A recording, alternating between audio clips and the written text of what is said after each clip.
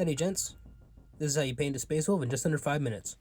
Starting with a black primer, we're going to load up our makeup sponge with the Fang base paint from Citadel.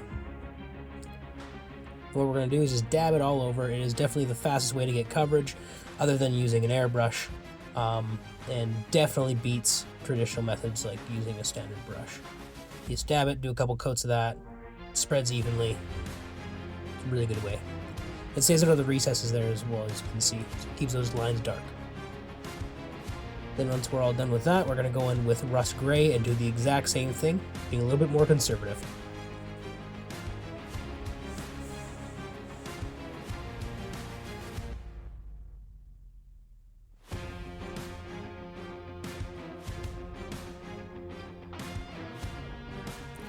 Now that we got that all done,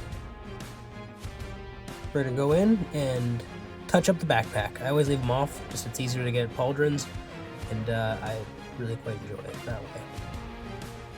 So using pink for a yellow pauldron is quite common. It's a really good undertone for pink. I do end up switching it to black as I wanted to do a different action. And on the other pauldron, we're going in with Mephiston red, just dabbing that thing up, making it nice and dark. Then we're going in with Evil Sunz Scarlet and doing the exact same thing.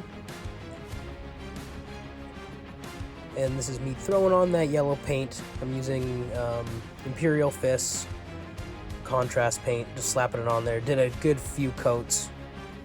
Very, very light. And we are going to add a little bit of battle damage to this guy. So this is just using a sponge as well as a little bit of black paint and just dabbing that thing on there. It's wherever you think you might get a little nook. Has a little bit of texture to the armor panels.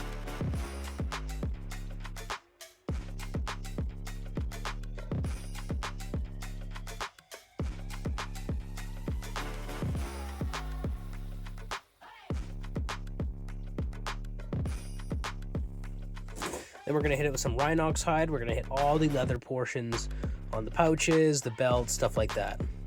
The other tassels kind of hanging off there. Start with a nice base coat of Rynox, and then we're going to touch it up with a couple lighter paints.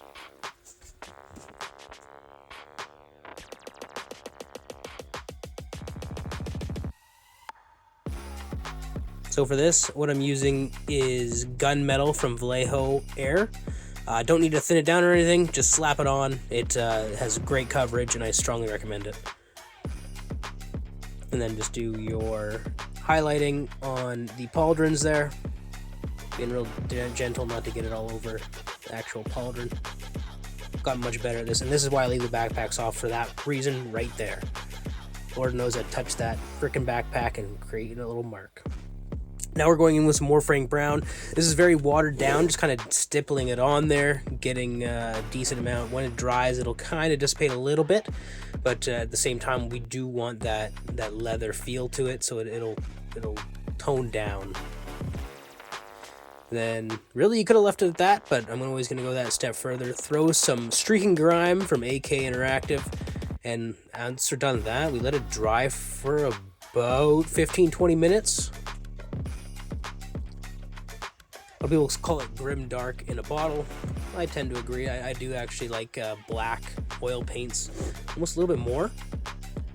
Also, if you don't use a varnish on this to cover your bottle, it can strip some of the paint off. So you probably will have to go in and touch up a few things.